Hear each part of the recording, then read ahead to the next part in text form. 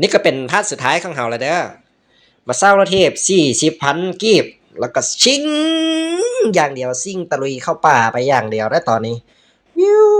เข้ามาแล้วก็เริ่มมืดเข้าได้แบบนี้โอ้ยเหลียวบึงไหวก็ไม่เห็นเนี่ยจังไดล่ะบาดนี้โอ้ยตายแล้วมืดเข้าแล้วคนหนาวแตกแล้ววันนี้บ่เห็นรถจักคันเซ็ตเสือคุบคักๆบาดนี้นะเขียวปั่นแล้วแต่ว่ารถทีบก็อืดจังไหนบุแหละจนมาฮอดแคมน้ำจึงเจอผู้บ่าวผู้สาวคู่หนึ่งโล่งใจนิดนึงคิดว่าสิมีแต่เห่าสนอกตัดสินใจปั่นรถทีบไปต่อโอ้ย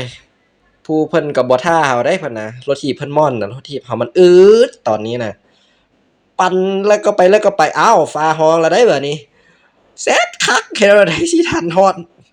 มันก็ไก่ก็โค้งเนาะบัดนี้อ้าวไปอย่างเดียวมันบ่แอนได้แน่นอนมันรถทีบมันมีแต่ชิกแชกไปได้ไปได้จนมาฮอดแผนที่บนเก่าจังว่าโล่งใจมาฮอตละมากายคาเฟ่เพิ่นไปอีกซิงไปต่อเออเจอรถสวนมาใครแด้ว่าซั่นไกลๆแล้วใกล้สิฮอดแล้วอดทนอีกจักหน่อยปึ๊บนี่ลงคอยขึ้นคอย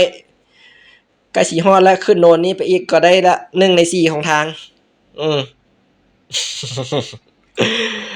จาก1ใน4 1เท่าไหร่บ่ฮู้เนาะเคยมาครั้งแรก นี่แหละเขาป่าดงที่ใหญ่ที่สุดในเวียงจันทร์เขาแหละนี่นะแล้วก็สุดท้ายเขาก็กลับซะเออก็มีสาวน้อย2 คนเพิ่นมากับแฟนเพิ่นแต่ที่บ่ก็บ่ฮู้นะก็ขึ้นเรือกลับด้วยความร่าเริงบันเทิงใจฝากกดไลค์กดติดตาม